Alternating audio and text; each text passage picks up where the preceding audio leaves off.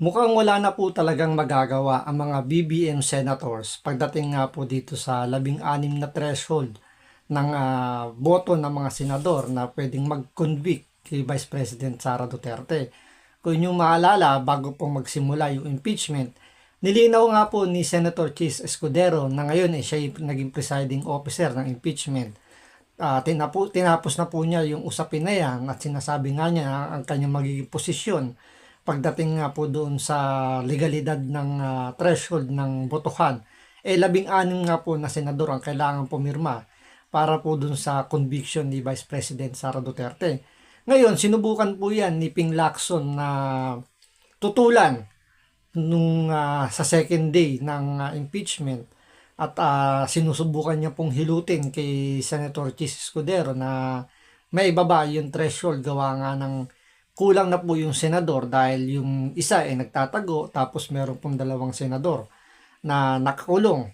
So, hindi sila makakasama sa hearing kaya sinusubukan nilang maibaba yung threshold para yun nga ma-convict itong si Vice President Sara Duterte at hindi po makatakbo sa 2028 dahil nga kung ganun yung mangyayari sigurado po itong si Bongbong Marcos wala siyang makukuhang pwedeng ipantapat kay Sara Duterte. At alam naman natin parang almost sure win na si VP Sara yung ating magiging presidente.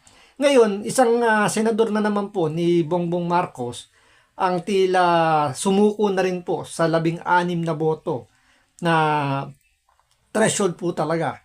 So, malungkot man tanggapin nila yon kailangan nilang sundin kung ano man yung nagugustuhan ni Senator Chis Escudero gawa ng siya yung iniligay nilang bilang presiding officer. So, kung ano yung tayo niya doon sa threshold na yun, yun po ang susundin ng impeachment court dahil siya yung pinakapinuno ngayon ng impeachment court. Ito, panoorin po natin itong pagsuko ni Senator Idol Erwin Tulfo pagdating nga po sa usapin ng threshold ng 16 na boto para makonvict itong si Vice President Sara Duterte. So ito panoorin po natin. Pero syempre bago lahat, kung hindi ka pa nakasubscribe sa Makapili TV, baka naman pwedeng pakipindot po muna yung subscribe button at the same time palike na rin po ng video. Wala naman pong bayad dyan. Kaya pindot na. So ito panoorin po natin. Police. And meron pa pong investigation right now itong CIDG kay Senator Robin. Meron ba siyang impact sa inyo may chain effect ba siya sa senators? Yesterday, we decided, according to the presiding officer, 16 is 16.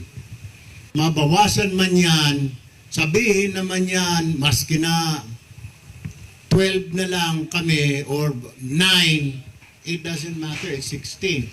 So kung hindi kami umabot ng 16, hindi umabot ng 16 to convict, then wala tayong magagawa. Then talagang it's 16. We have to follow the law, we have to follow the rules. Diba? Hindi na namin po problema yan. Mabawasan kami, madagdagan kami, makabalik sila lahat, si Senator Marcoleta, Jinggoy, Niraise din nga ni Senator Raffy yan kahapon kailangan, hayaan natin makapag-monitor yung mga kasamahan natin na nasa kulungan ngayon. Ang sagot lang, suspendido nga po yung isa. Si Senator Marcoleta, hindi pa naman suspendido. So I guess, pwede siya mag-attend. Pwede siya mag-request sa Sandigan na pwede ba mag-attend ako? Kasi binoto siya ng taong bayan di ba? And constitutional duty niya yun. So let them attend. Wala akong problema sa amin yun. Ang malino pa, kahit na mabawasan pa kami, kahit na 10 na lang kami, wala na magagawa. Sanabi po ng batas, 16 is 16. Di po ba? Idiin nyo lang, Senator. I'm Henry po from Euro TV News. So, ibig sabihin, Sen, yung position nyo sa proposal ni Senator Alan Peter Cayetano na payagang maka-attend si Senator Marcoleta and Senator Jinggoy Estrada kahit nakaditin Definitely. Sir, wala pa naman pong suspension except po kay Senator Jinggoy, suspendido po siya, sinuspend po yung kanyang karapatan na senator. Pero other than si Senator Marcoleta, hindi naman po sinuspindi. Inaresto po siya, may plunder po siya, pero it doesn't prevent him from attending. Kung papayagan po siya ng sandigan, depende na po sa kanyang lawyer. Yung lawyer niya po ang magpapaalam sa sandigan na Mr. Justice or Mr. Justices, pwede bang mag-attend yung client namin sa impeachment trial? Nobody will stop him kasi wala naman po yun. Number 2, constitutional duty po yun eh. Hanggat di pa, I believe, to my understanding, hanggat di po sinususpende yung isang senador, pwede po siya mag-attend. Di po ba? Kaya nga po na mag-attend po ng hearing. Yun din po yung sinasabi ni Senator Rafael. Pareho po kami ng stand and majority of us, sige, mag-attend sila kasi hindi pa naman, except po kay Senator Jingo, 90 days po. So 90 days, hindi po siya maka-attend. Pero Senator Marcoleta, wala pa naman po siyang suspension. Bakit hindi siya pwede mag-attend? Di po ba? So, yun po yung kahit si Senator Bato de la Rosa, kung gusto niya mag-attend, hindi siya mag-attend po siya. Kasi nga po, sabi po doon, all members, di po ba? 60, 2/3 of all members. They're still members, di po ba? Ng Senate. So, yun yung sa atin. Doon po sa tanong po kanina sa akin po, nung isang reporter na parang nagko-comment yung mga tao, ba't 2 tao? Sa impeachment po ni Davide, 2 din po naman yata po na nandoon, nakaupo yung Senate President tsaka si Coco Pimentel. Tsaka sa impeachment po ni Erap, nandun po yung Chief Justice at tsaka po yung presiding officer. So okay lang po yun. Yun po yung sinunod po namin. May precedent na po. Sa impeachment, doon pa rin po sa day 1 ng impeachment, Sen, anong naging assessment po ninyo as a presiding judge, and then sapat po ba yung naging sagot ng depensa sa hindi pagdalo ni VP Sara? Hindi ko po sasagutin kung sapat po, pero yung sasagutin ko po na yung kumusta yung impeachment trial kahapon, okay naman. It went the way we wanted it to be. Nagkaroon po ng opening statement ang Senate President, then presiding officer, and then yung defense and prosecution, nagbigay din po sila ng kanilang mga statements. Last na lang sa other matter po sa Blue Ribbon, magpapatawag po kayo ulit ng mga bagong pangalan. Definitely po. Kasi kasinungalingan po yung naririnig nyo sa Facebook, narinig nyo sa YouTube, sa TikTok na itong kino-cover up po. Wala pong cover up dito. As a matter of fact, yung inimbitahan nila na 18 bodyguards po, inimbitahan din po namin. Unfortunately, hindi po sila bumaba doon sa Blue Ribbon meeting namin. Mas pinili po nila magpa-press con sa taas ng Senado sa isang kwarto rather than pumunta sa baba. Bibigyan po namin sila ng chance na makapagsalita. Hindi rin po.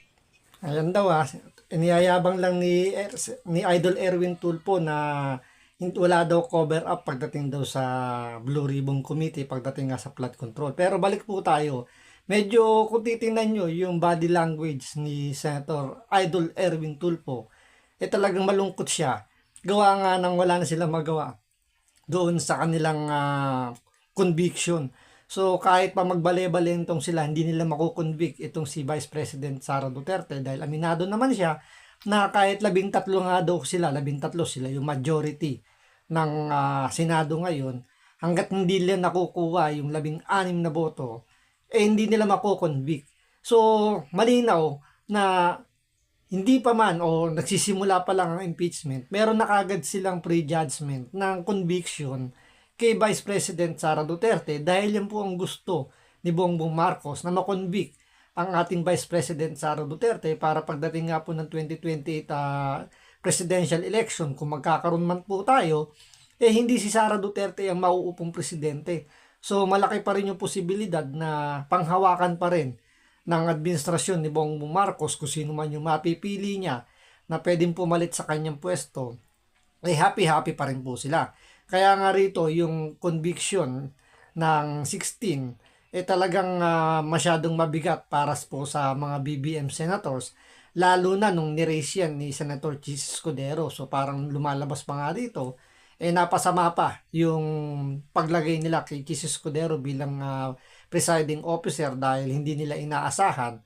Natatapusin kagad yan ni Chis Escudero yung usapin ng 16 na boto dahil siyempre ang ina-assume nga nila dahil sila yung majority, sa kanila papanig yung yung magiging hatol ng presiding officer, pero hindi nga nila nabantayan si Chis Escudero na kahit na nasa majority siya, mukhang yung kanyang naging leaning pagdating nga dun sa threshold na 16, doon sa leaning or doon sa mas nakakaraming nakakaintindi pagdating nga sa sinasabi ng saligang batas na 16 ng lahat ng senador na boto ang kailangan para po makonvict itong si Vice President Sara Duterte. So, kung meron man silang gagawin ditong ibang paraan para po maibaba yung 16 na boto na yan po yung dapat nating bantayan dahil alam naman po natin na itong si Idol Erwin Tulfo isa sa mga gumagamit po ng bending dalo.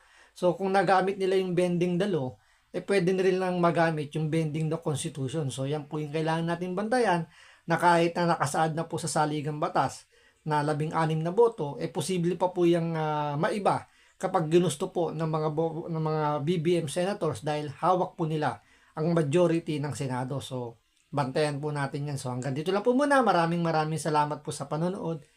Ingat po kayo lagi. God bless.